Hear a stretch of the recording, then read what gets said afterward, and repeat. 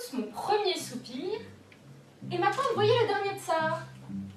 La Révolution, les aristocrates en déroute et le rapatriement par les consulats.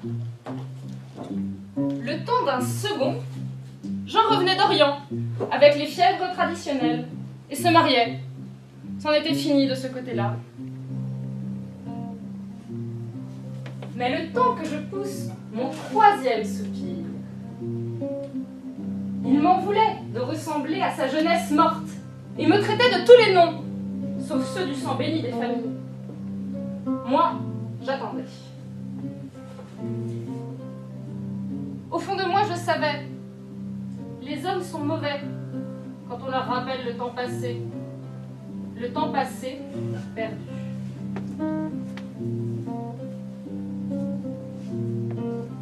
Alors mon père se mit à fréquenter les anthropophages. Et il s'entendit avec eux aussi bien qu'avec sa famille. Ah, ma mère nouait des madras sur des années pleines d'oranges. Certains ramassent de l'argent. Ma mère a préféré le sucre parfumé d'un monde fou à la saison des flamboyants. Ça nous a mis de la poésie dans les veines. Elle dit que c'est une catastrophe, mais parfois elle sourit mystérieusement. Pas étonnant qu'on rêve d'Istanbul dans la branche cadette.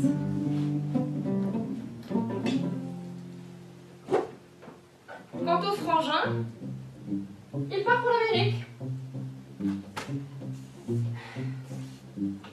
Moi, j'ai l'angle d'un toit pour faire le tour du monde. Un drôle de monde avec le tsar, Lénine, les fièvres, les oranges et l'anthropophage à la saison des flamboyants. Tout un mélange à ruminer pour faire ma place au soleil.